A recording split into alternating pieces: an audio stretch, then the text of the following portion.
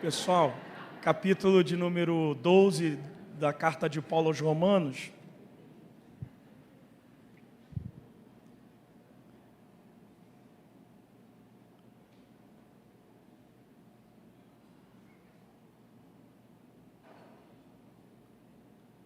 A minha palavra com vocês nessa noite é transformando processos em propósitos.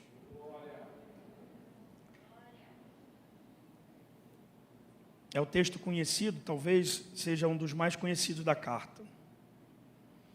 Rogo-vos, pois, irmãos, pela compaixão de Deus, que apresenteis o vosso corpo em sacrifício vivo, santo e agradável a Deus, que é o vosso culto racional, e não vos conformeis com este mundo, mas transformai-vos pela renovação do vosso entendimento, para que experimenteis qual seja a boa, perfeita e agradável vontade de Deus. Diga amém. Pastor Leleco, pastora Rosângela, Deus abençoe. A todos da Metodista, libere a sua mão, vamos aplaudir o Senhor pela sua palavra. Faça isso com alegria.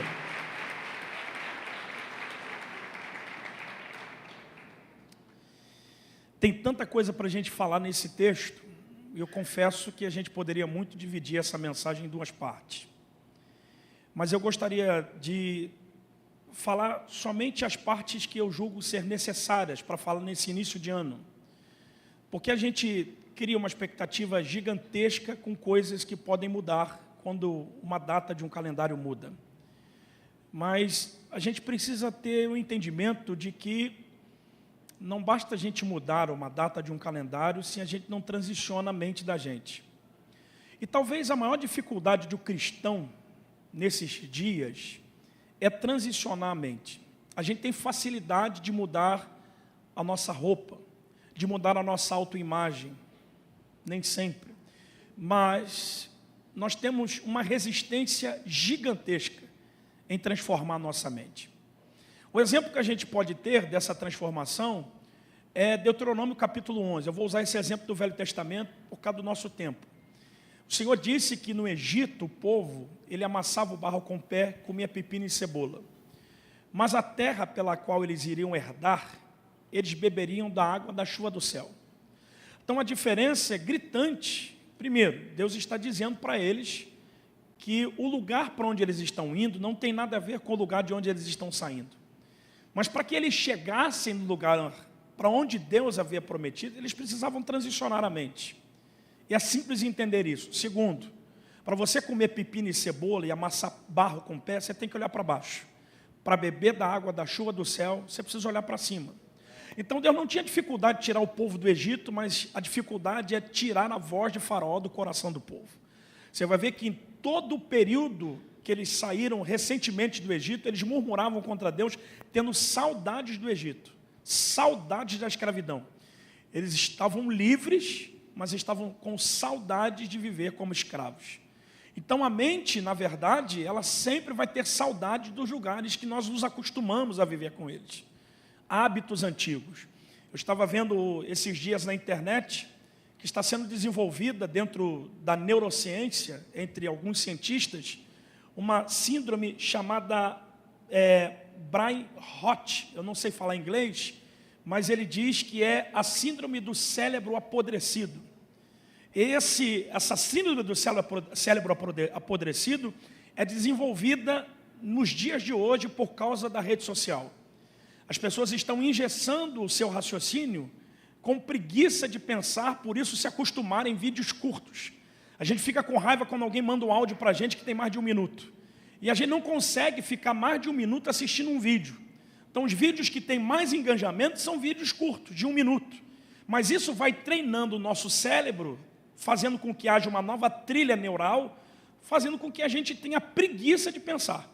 Então, segundo os cientistas, daqui a 5 anos nós vamos ter uma geração com dificuldade de ler um livro, de ver um filme que tenha mais de 1 minuto, de viver num culto que tenha mais de 2 horas. E a nossa geração, ela tem vivido isso.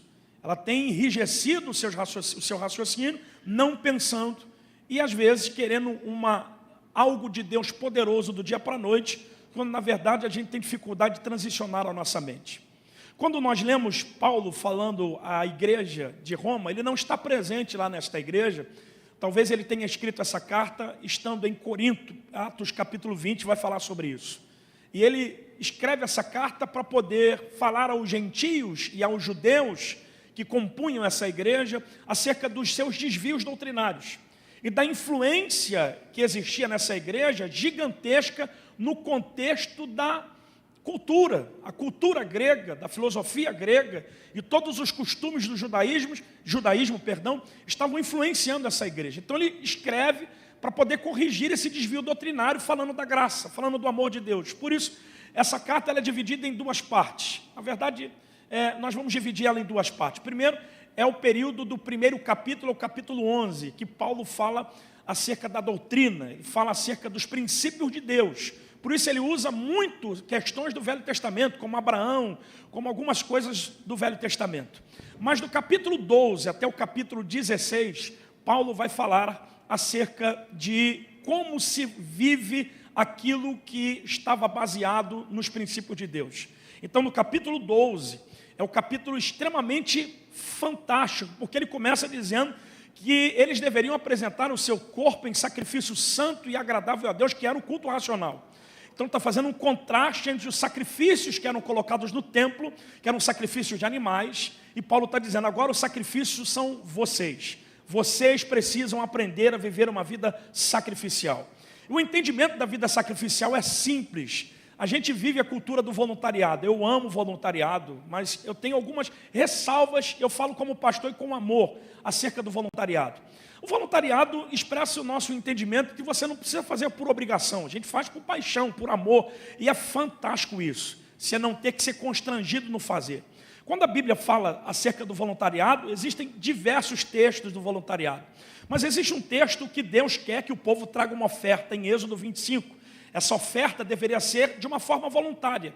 Mas Deus disserta como deveria ser essa oferta. Ele queria prata, bronze, ouro, pele de animais, que eram raríssimos naquele tempo, para um povo que estava vivendo no deserto. Agora, por que Deus está exigindo uma oferta tão rara para um povo que está no deserto, recém-saído de uma escravidão que durou 430 anos? É porque em Êxodo capítulo 12, que não é só o capítulo da Páscoa, Deus dá para eles o entendimento do que os egípcios iriam indenizá-los. Então eles saem do Egito, não saem com a mão na frente ou atrás. Eles saem do Egito com muito gado, muita ovelha, está lá no texto. Eles saem com ouro, com prata, com muitas situações das quais o pensamento faz com que a gente entenda, dizendo, poxa, para que Deus vai dar dinheiro para esse povo, sabendo Deus que eles vão ficar 40 anos no deserto? É porque no capítulo 25, Deus vai pedir o dinheiro que havia dado para o povo, para que eles voluntariamente entregassem. Então Deus nos pede não é porque Ele precisa, para provar a nossa generosidade. Porque Ele nunca vai pedir para a gente aquilo que Ele não tenha nos dado primeiro. Paulo, quando fala da lei da semeadura em Coríntios, ele vai dizer que Ele dá semente a quem semeia. Então ninguém se esforça para dar alguma coisa para Deus antes que Deus tenha nos dado primeiro. Isso é uma vida voluntária. Só que quando a gente usa um exemplo de uma vida voluntária, a gente lembra de Ana. Ana, no capítulo 1 de Samuel, ela está tão desejosa de ter um filho, que quando ela vai para o altar e encontra Deus, ela diz para Deus, quando o Senhor me der o filho, eu te devolvo. Deus não pediu o filho para Ana, ela simplesmente, de uma forma generosa e voluntária, ela oferece a Deus como oferta, uma oferta voluntária. Mas em Gênesis capítulo 22, foi Deus que pediu o filho para Abraão. Quando Deus pede o filho para Abraão, pede, eu quero o teu filho, o filho que tu amas, o teu único filho. Então Deus pede e ainda exige a forma em que Ele está pedindo da gente. Eu quero o que é único, eu quero o que é teu e eu quero o que você ama. E quando Deus percebe que Abraão está disposto a entregar o seu filho no Monte Moriá, a Bíblia diz que Ele provê para o Abraão um carneiro, uma provisão. E a partir daquele momento, o Senhor dá uma palavra para Abraão, dizendo, a partir de agora eu sei que tu temes a mim, e eu vou prover para você todas as coisas, então olha para o céu e conta as estrelas. É fácil entender isso, já vale dar um aleluia, porque quando Deus dá para Ana aquilo que ela havia entregado, restitui 5 vezes mais, porque Ana depois tem 5 filhos. Isso é uma oferta voluntária. Mas quando Deus pede para Abraão uma oferta sacrificial, Deus mandou ele contar as estrelas. Então uma vida sacrificial sempre vai te levar além do que uma vida voluntária. E seria muito bom se a gente misturasse o voluntariado com o sacrifício. Vocês estão aí? Porque o seu voluntariado não pode assassinar o seu ministério. Nosso voluntariado não pode matar o nosso chamado. Então eu preciso fazer, não é quando eu quero, é quando eu preciso. Ninguém entende, né? Então não faço porque eu quero, eu faço porque eu preciso. Porque isso é sacrifício. E todas as vezes que Deus responde a gente, é num momento que a gente nunca pode fazer, mas a gente precisa fazer. Então não adianta a gente se dispor para fazer, se a gente não gosta de fazer o que estamos fazendo. Eu estou fazendo por quê? Porque eu preciso fazer, eu tenho que fazer, e eu sou chamado para fazer. E isso é uma vida sacrificial. Então nesse ambiente de sacrifício, a escolha que você tem é essa. Ou você é restituído por aquilo que você dá, ou você olha para o céu e conta as estrelas para viver infinitamente mais do que aquilo que você entregou na vida, entregou no altar do Senhor. Por isso, o sacrifício aqui somos nós. Paulo está dizendo, agora o sacrifício são vocês. Não é quando você quer, é porque eu desejo. E viver uma vida sacrificial é viver extremamente agradando a Deus naquilo que Ele deseja e não naquilo que nós gostamos. Segunda coisa, Paulo vai dizer que essa vida sacrificial só pode ser vivida, verso 2, quando nós não nos conformamos com este mundo, ou não nos amoldamos com este mundo, mas somos transformados pela renovação do nosso entendimento.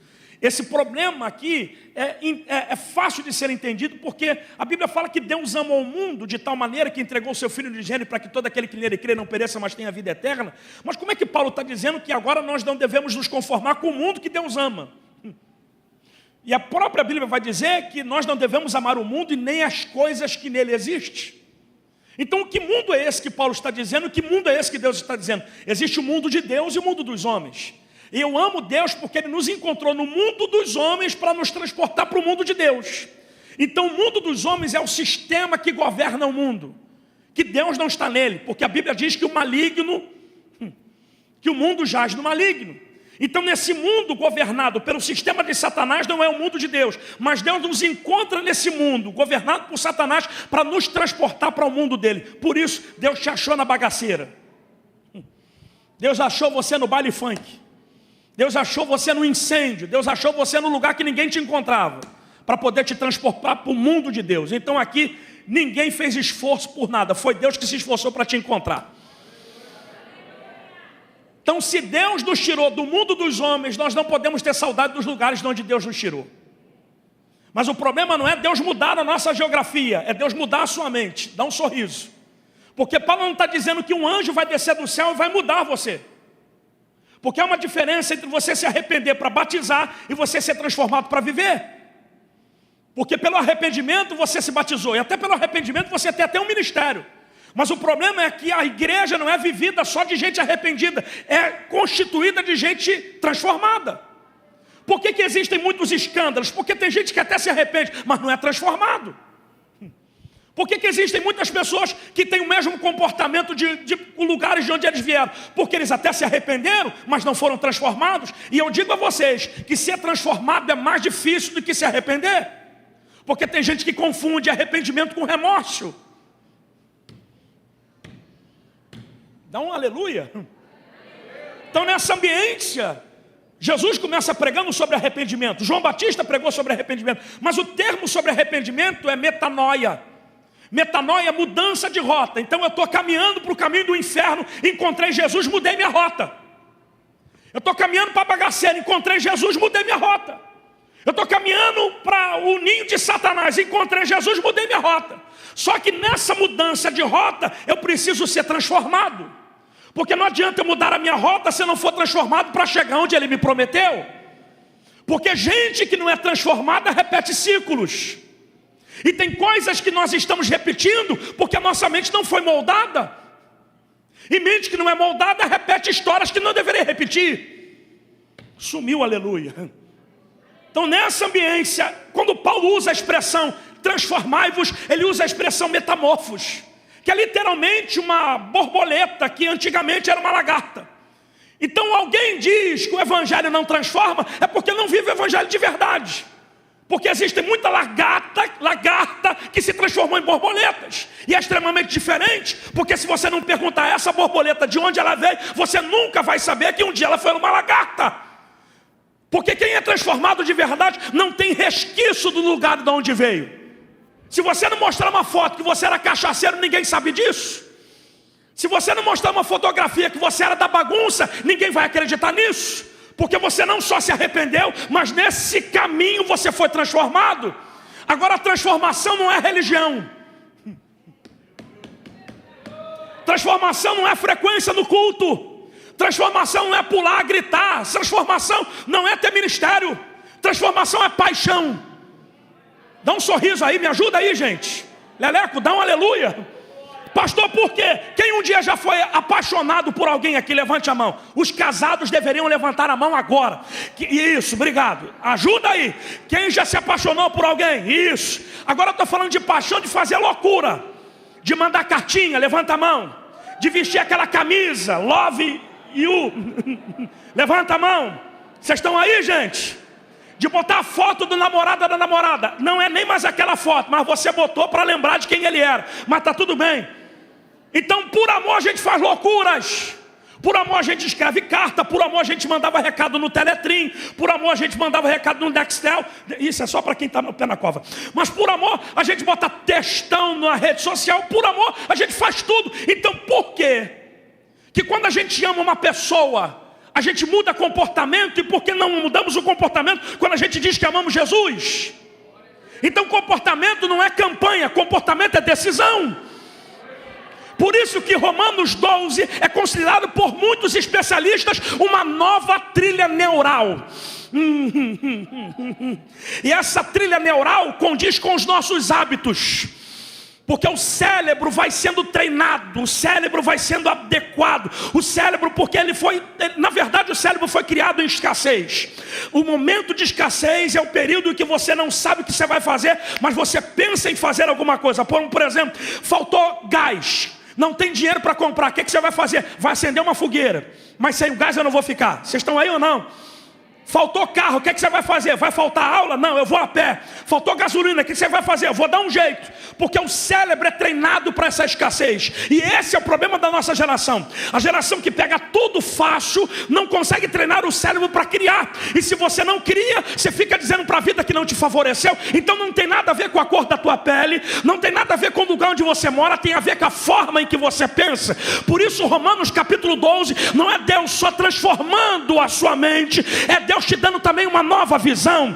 Eu vim aqui para falar para alguém. É Deus te dando uma nova visão. Por quê? Porque o lugar para onde Deus te prometeu que você vai chegar não tem nada a ver com o lugar de onde Ele está te tirando. No lugar de onde você saiu, você estava comendo na mão de Satanás. Você estava sendo chamado de cavalo. No lugar para onde você vai, é da chuva do céu que você vai beber. É da mão de Deus que você vai comer. No mundo você era cavalo de Satanás, mas na presença de Deus você é ovelha do pasto do bom pastor. Então Deus precisa transicionar a minha mente. Toma a mão do teu irmão e diga para ele: até quando você vai deixar a sua mente te enganar? Até quando a sua mente vai te paralisar, vai te engessar? Até quando você vai deixar a sua mente te matar aos poucos? Esse culto é o início de um novo tempo para a tua história, para a tua vida, para a tua mente. Porque a partir de agora, a mente de Jesus.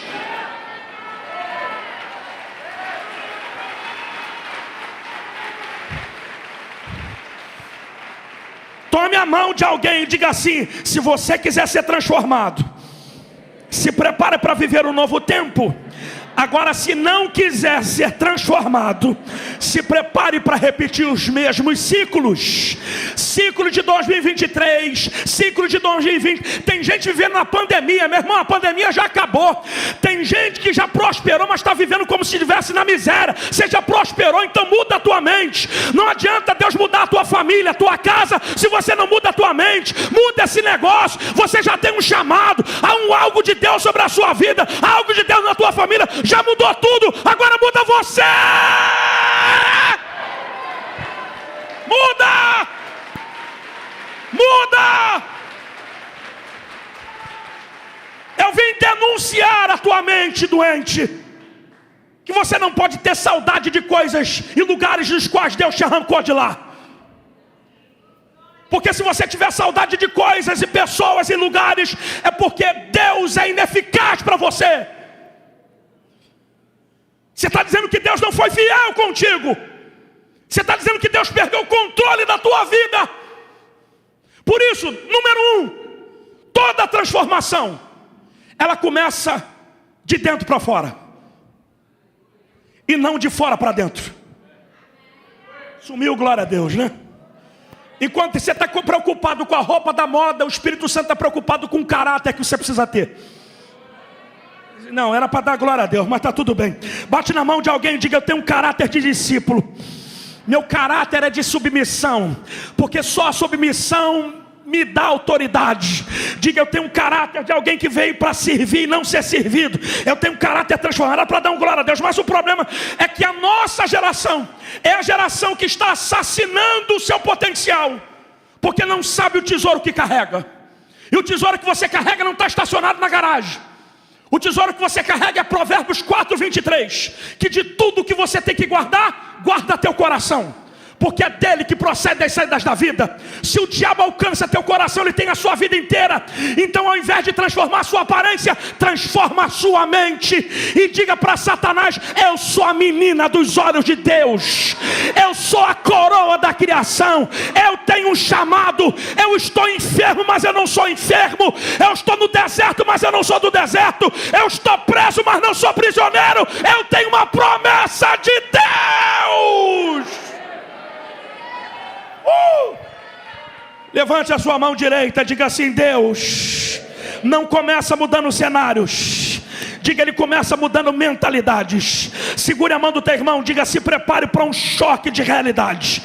Diga: Deus vai te chocar nesse mês de janeiro, Deus vai te chocar nesse mês de fevereiro. Diga: esse processo vai até a Páscoa. Ninguém deu glória a Deus, porque muitos querem uma mudança externa, mas Deus está cavando o seu interior, arrancando esse lixo emocional que você carrega, que não te deixa crescer, que não te deixa prosperar, que não te deixa ser feliz. A tua mente, toda hora que você cresce, ela te puxa para trás. Toda hora que você prospera, ela te puxa para trás. Deus está cortando esse vínculo dessa mente doente, está te dando uma mente sadia.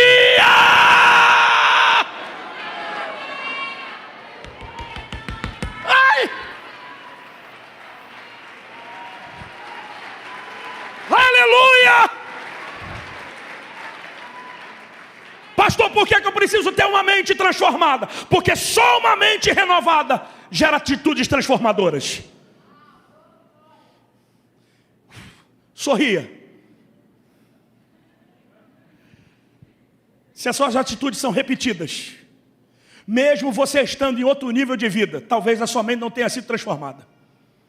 Entende porque quando o povo foi espiar a terra, eles disseram: tem gigantes, mas a terra é boa. Ninguém deu glória a Deus. A terra mana leite e mel, mas tem dificuldade. Quando a mente é transformada, a gente não fica analisando a dificuldade, a gente analisa a possibilidade. Porque para alguém o limão é só uma fruta azeda, mas para outro serve para uma limonada, depende da mente que você tem. Porque para uns essa história é o final, para outros é o início. Para uns a fornalha é para queimar, para outros a fornalha é livramento. Para uns a prova é o final, para outros a prova é o próximo testemunho que eu vou contar. Era para dar glória a Deus, mas está tudo bem. Tome a mão de alguém e diga assim: nessa noite, aprenda de uma vez por todas: quem não muda por dentro, repete os ciclos por fora. Diga: você está proibido de viver a mesma história de 2020, 21, 22, 23, 24, 25. Chegou 26, novas atitudes, novos resultados, uma nova unção. Os odres velhos estão sendo quebrados, porque está vindo sobre a tua vida um vinho novo. Era para dar um aleluia. Algo mais poderoso, um nível novo de relacionamento com Deus, porque Deus está ajudando você a transformar essa mente. A metodista central pode dar glória a Deus agora? Número 2. Toda transformação envolve um processo, porque na maioria das vezes a transformação não é instantânea. Eu queria mudar rapidamente, mas não dá. Mas isso não significa que eu, com mais de 5 anos de presença de Deus, não tenha mudado também. O exemplo aqui, olha para mim, não sorriso, é Jacó. Porque se Jacó falasse para mim que encontrou com Deus dentro de um buraco, num vale, eu nunca teria acreditado pelo histórico que ele tem. Porque Jacó desce no vale de Jaboque e ele sai com a mesma aparência de Jacó. Não mudou nada, ele tem a mesma barba, o mesmo cajado, a mesma aparência, a mesma roupa. E ele está dizendo: agora não me chama mais de Jacó, eu sou Israel. Tu ia acreditar? num cara que dava golpe em pingo de éter? Nem eu. Mas o problema é a forma que Jacó andava. Porque ele disse que Deus não só encontrou com ele, mas tocou no nervo da coxa. Então Jacó andava mancando. Porque o jeito de andar denuncia com quem a gente encontra. Vocês estão vivos aí ou não? Então você pode ter a mesma aparência, mas a tua forma de andar já é diferente. Antigamente você gostava de um escândalo, de um barraco. Agora você já é uma mulher de oração, de jejum. Para dar glória, mas eu vou falar para isso aqui. Antigamente você soltava a pólvora para o alto, rabo de arraia, golpe de Kung Fu, Karatê, Daniel San, Karate Kid. Mas agora você já vem para o joelho. Agora Deus está tratando de você. Isso era para dar uma glória a Deus. Isso é ou não é uma mudança? Que envolve um processo, mas também não pode ser instantâneo. Porque a mudança de Jacó foi instantânea, mas na maioria das vezes já era Jeremias 18. Jeremias 18 é um processo que Deus usa para poder transformar uma matéria informe em um vaso novo. Porque o vaso não chegou vaso na roda do oleiro, ele chegou massa. E para ser uma massa transformada em um vaso tem que ter processo. E qual é o processo que Deus usa? Olha para mim, deixando o vaso girar em cima da roda. Porque vaso girando em cima da roda é o processo que Deus usa para transformar você. Pergunte por quê? Porque o oleiro não dá forma ao vaso apertando o vaso. O oleiro dá forma ao vaso colocando a mão dentro dele. Porque antes que alguém veja o vaso mudando por fora, Deus já está transformando o vaso por dentro. Bate na mão de teu irmão, diga para ele, você já está melhor. Diga, você está esquisito, mas você está melhor. Você continua esquisito, mas você está melhor. Era para dar glória a Deus. Você está esquisito, mas está melhor, está mais crente, não está? Está mais adorador, está mais sensível, o olheiro trabalhando no vaso. Pastor, mas demora. E quem disse para você que demorar significa esquecimento? Deus está demorando porque Ele não corresponde às suas expectativas, mas não significa que Ele não esteja no controle da sua vida. Tem coisas que Deus está demorando porque Ele precisa te preparar para receber o que Ele tem para te dar, para que você não corra o risco de se perder com aquilo que Deus vai te dar. A porta que Ele vai abrir, Deus não vai te perder. O casamento que vai chegar, Deus não vai te perder. A provisão que está chegando, Deus não vai te perder. A cura que está chegando, Deus não vai te perder. O milagre que você precisa, Deus não vai te perder. Então Deus está te preparando para algo novo. Porque vai chegar um nível da tua vida que você vai entender que você não precisava tanto daquilo que você veio buscar assim. Porque a tua necessidade te atrai, a presença te mantém. Era para dar um aleluia, mas está tudo bem. Uma coisa que eu entendo sobre esse oleiro é que esse vaso se quebra na mão do oleiro. Diga uau. Se quebra na mão do oleiro, diga uau. Então vasos também se quebram na mão do oleiro. Diga uau. Se quebram sim. Porque é tão importante em saber que você está quebrada na mão de quem você quebrou. E na mão do oleiro você não é objeto a ser descartável. Na mão do oleiro você é alguém a ser reciclado. É por isso que você continua cantando. É por isso que você continua pregando. É por isso que você continua casado. É por isso que você continua de pé. É por isso que você continua vivo. Porque nas expectativas de Satanás e de gente de Muriaé que não vai com a tua cara, já era para você ter morrido. Já era para você estar 7 palmos embaixo da terra. Mas no desejo de Deus, quando Ele viu que você estava dando defeito, Ele deixou você se quebrar para te restaurar, para te renovar, para te botar de pé. Então, cadê os vasos que Deus restaurou dessa igreja? Tome a mão de alguém e diga, essa aqui é a olaria de Deus, dos vasos que Ele está transformando, aleluia. Pastor, por quê? Pergunte por quê.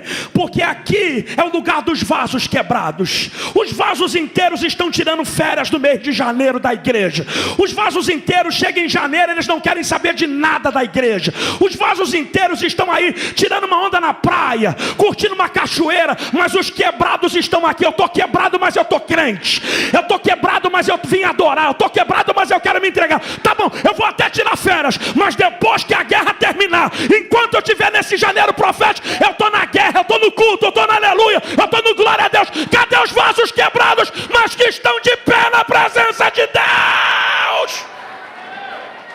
Esse é esse ambiente de gente quebrada, mas que não desistiu da vida. Ambiente de gente quebrada, mas que está adorando a Deus. Ambiente de gente desempregada, mas que não desiste de um Deus que pode abrir uma porta. Ambiente de gente que tem problema com família, mas acredita que Ele vai restaurar a sua casa. Então abra a boca, dê glória e deixe esse processo acontecer, porque Deus vai colocar um fim nesse processo. Glória a Deus. Segure a mão de alguém, diga: Deus não descarta vaso com defeito. Diga para ele: mas preste atenção nisso, o tempo do oleiro faz parte da cura do vaso. Diga: Deus não está se atrasando, Ele só está trabalhando em silêncio. Pastor, por quê? Porque a pressão muda, gente. Se você não muda por bem, você muda por pressão. Ninguém deu glória, agora sumiu mesmo, até o culto. Eu já falei aqui da lata de leite condensado que se transforma em leite moça. É só botar na panela de pressão. Porque se você não muda por bem, a pressão te muda. E dá um sorriso aí, sorriso amarelo, do jeito que você está. Porque o que vai determinar onde você vai chegar é a pressão que você está suportando agora. Você ficar nesse negócio de ir para a rede social para reclamar do que você está vivendo, não vai mudar a tua sorte. Ficar botando indireta nos stories, nos status do telefone: ninguém me ama, me abandonaram, nunca mais eu volto naquele lugar. Isso não vai mudar a tua história. Agora, se você sofrer como vaso calado, respira, faz assim, porque Isaías vai dizer que o Senhor não nos provou como ouro, Ele provou-nos na fornalha da aflição. E a aflição não se vence, se suporta. Então, respira fundo, que o fogo vai acender. Vocês não estão aí, gente. Respira fundo, porque Deus não vai te livrar, mas Ele vai te ajudar todos os dias da sua vida a passar naquilo que você está passando. Não, mas eu não gosto de pressão, de processos, pastor. É muita luta. Ai. Quando o diabo foi falar com Deus acerca de Jó, o texto diz que o diabo sabia de tudo de que Jó tinha, mas não falou nada de quem Jó era. Como o Deus que nós servimos conhece tudo o que somos e não está interessado naquilo que temos, Ele disse para Satanás: toca nele. Abre o sorriso. Porque Martinho Lutero diz que Satanás é um cachorro preso na coleira de Deus.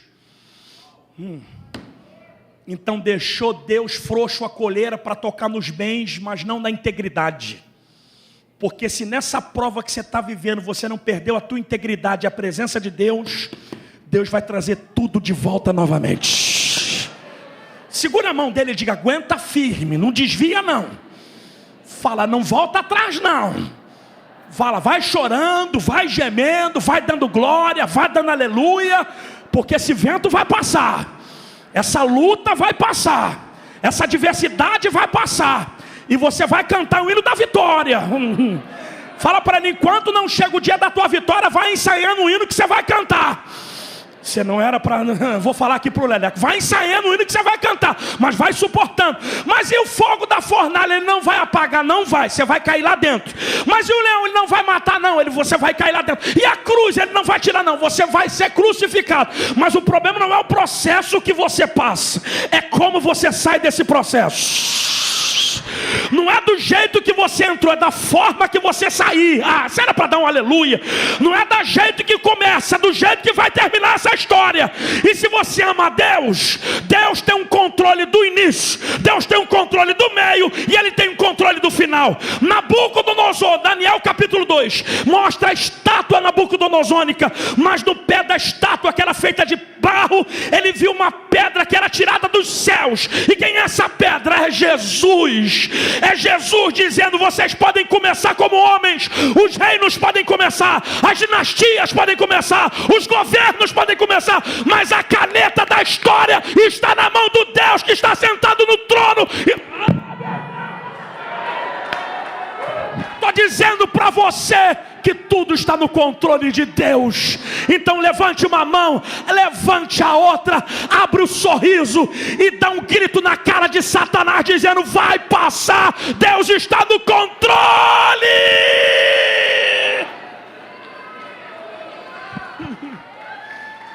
Aqui.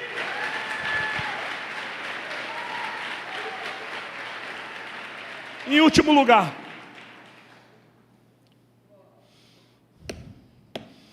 toda transformação exige renúncia. Porque no tempo da transformação, eu e você entendemos que não é o que se ganha, é o que se perde. Lucas 9:23, Jesus dizia: se alguém quer vir após mim, perde. Negue-se a si mesmo. Toma a sua cruz. Então talvez você esteja enfrentando o inimigo com raiva de você, e você não está entendendo por que você está fazendo tudo que Deus pede. Porque a raiva do diabo é porque você perdeu, mas não se perdeu do propósito que Deus tinha contigo. Não é fácil. Por ele estou gastando a minha vida. Mas quando Deus te coloca na prática, você geme. Então a vida poética não tem nada a ver com a vida prática. Porque a vida não é um morango. A vida é dura. A vida nos açoita. E só o açoite da vida nos amadurece. E é na maturidade, dá um sorriso aí, que você aprende uma atitude libertadora, que você precisa sair daqui treinado para fazer isso. Você aprende a dizer não. Porque talvez você só esteja nessa enrascada porque você diz sim para todo mundo, com medo de perder as pessoas do teu lado. Mas o não é libertador, porque o não é imposição de limite. As pessoas só te ferem porque você deu liberdade para que elas te ferissem. Ninguém deu glória a Deus. As pessoas só te magoam porque você dá liberdade para que elas te magoem. Daqui para cá, meu amigo, você vem. Daqui para cá, só Deus pode chegar. Então nossa amizade, nosso relacionamento é imposição de limites. Daqui para cá você opina, daqui para cá você me aconselha, daqui para cá. Mas daqui para... só Deus me alcança. Então olha para mim, diga para o teu irmão, aprenda a dizer não. Diga, porque isso é maturidade libertadora. Diga, isso também é princípio de transformação. Pastor, por que você diz isso? E encerro dizendo: porque na verdade Deus tinha com Abraão uma promessa, mas só transformou a vida de Abraão quando ele deixou a antiga terra. E o engraçado é que Abraão não sabia para onde ele ia, segundo a carta aos Hebreus, mas sabia com quem ele estava indo. Porque não existe outro nível sem que a gente deixe velhos padrões. Por que a gente vive no Brasil uma igreja de 30% de gente enciumada? Gente que não está habituada a ver ninguém levantar a mão e falar: venci, conquistei, Deus abriu a porta, prosperei. Se alguém levantar a mão e falar: fiquei rico, pronto, a gente já fica: meu Deus, ganhou na loteria, que jogo do tigrinho. Porque nós estamos habituados, por causa do lugar que nós viemos, a chorar com quem chora, mas desprezar quem se alegra.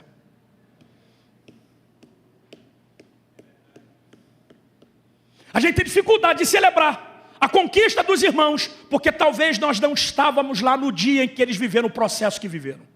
E quem não viveu o processo que você viveu, nunca vai dar valor às conquistas que você tem. Vocês estão vivos? Vocês estão aí? Engole seco que eu estou entendendo. Então, dentro desse ambiente de propósito, não existe um novo nível de vida sem que haja um novo padrão. E eu acredito que quando você conheceu Jesus, Ele estabeleceu um padrão para você. E porque Ele estabeleceu um para mim. E todas as vezes que nós vivemos fora desse padrão, nós, diante de Deus, vivemos mediocremente. Então, se você não apanha pela rebeldia, você apanha pela mediocridade. Porque existe um nível de vida estabelecido para você viver.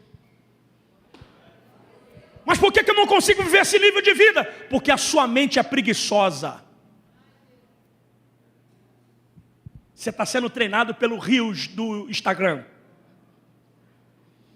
Você está sendo treinado pelo minutinho do TikTok. Você está sendo treinado em engessar o seu cérebro a não raciocinar. Quando na realidade, o cérebro precisa ser treinado para expandir. Era para dar glória a Deus. E como é que o cérebro é treinado para expandir? Na escassez. Porque na escassez, ou você cria, ou você fica com inveja de quem está criando. É fácil a gente olhar para Deus. Não vou chamar o Leleco não, que ele está... Vem cá, eu não estou com ciúme de você não. É fácil a gente olhar para Deus. Fique 14 minutos aí. É fácil a gente olhar para Deus e cumprir o que Isaías fala. Eu irei adiante de vós, endireitando os caminhos tortos, quebrando os ferrolhos de ferro, despedaçando as portas de bronze, para fazer vocês herdarem os tesouros escondidos e as heranças encobertas. Deus vai na tua frente. Deus vai na tua frente. Então existe um passo a ser seguido. Porque todas as vezes que Deus te manda romper para um ambiente, é porque Ele já passou por lá. Então não tem dificuldades. Mas talvez esse ambiente que Deus está te chamando para chegar, seja um ambiente que ninguém passou ainda. Por isso a gente está vivendo uma geração engessada, que anda no passo de alguém, mas não inaugura um caminho que Deus quer. Aí a gente sai às vezes, pastora, de igreja em igreja, é o mesmo culto, sem que haja nada diferente. Porque a gente não tem ousadia para poder inaugurar o caminho que Deus já passou por ele. Mas eu vim aqui profetizar um novo tempo sobre a sua vida, irmão. Um novo tempo sobre o seu ministério, sobre a sua família. Há um caminho de um novo padrão que Deus está estabelecendo aqui nesta noite para você. Era para dar um glória a Deus, mas vou falar para vocês que são jovens. Há um caminho de um novo padrão que Deus está estabelecendo para você. E esse padrão não vai deixar você ter saudade do nível anterior. Porque o nível anterior foi treinamento. Mas agora o que você vai viver é tudo aquilo que Deus te prometeu que você viveria. Por isso, olha para mim, para a gente encerrar. Que no princípio criou Deus os céus e a terra. E a terra estava como? A terra era um caos. E o Espírito de Deus jogando Free Fire, GTA, jogo do tigrinho. Não, tá, desculpa. Ele parava sobre a face do abismo. Ele andava. Porque esse Espírito que está em você sabe que para recriar você precisa se mover. Porque todas as vezes que você se move, você está acreditando que o caos vai se transformar em resposta. Então não é o lugar para onde você está indo, é com quem você vai chegar lá. Segure a mão de alguém e diga: se movimente. Diga: fala menos e se movimenta mais. Porque primeiro o Espírito se movimenta para depois ele falar haja. Deus só cria a partir do movimento. Vocês não estão aí, gente. Porque tem gente que está prometendo um montão de coisa para Deus. Eu vou emagrecer, eu vou perdoar, eu vou pregar, eu vou tirar a timidez, eu vou ficar cheia de... eu vou tirar essa raiva que está dentro de mim. E nada acontece. Já tem 450 anos que você promete e não cumpre nada. Então Deus agora está dizendo: fala menos e se movimenta mais. Eu amo Esther porque quando ela sobe para poder falar com o rei Assuero, ela se transforma. Ela bota vestes reais e ela gasta 3 dias para poder chegar na presença do rei. Porque eu preciso gastar tempo com aquilo que eu acredito. Alguém tem que olhar para você e olhar você com a cara do teu futuro, enxergando do teu presente onde você quer chegar. Ué, você está com cara de advogado. Ainda não sou não, mas vou chegar. Você está com cara de profetisa. Eu não sou não, mas vou chegar. Você está com cara de uma mulher grávida. Eu não estou não, mas eu vou ficar. Você está com cara de alguém que prosperou. Não estou não, mas vou chegar. Por favor, em nome de Jesus, alguém está me entendendo aqui? Transforma a sua vida. Tem tantas coisas que a gente nesse tempo precisa viver. E que em último tempo, falo aqui para a gente orar. Pode ficar em pé que eu quero orar com você.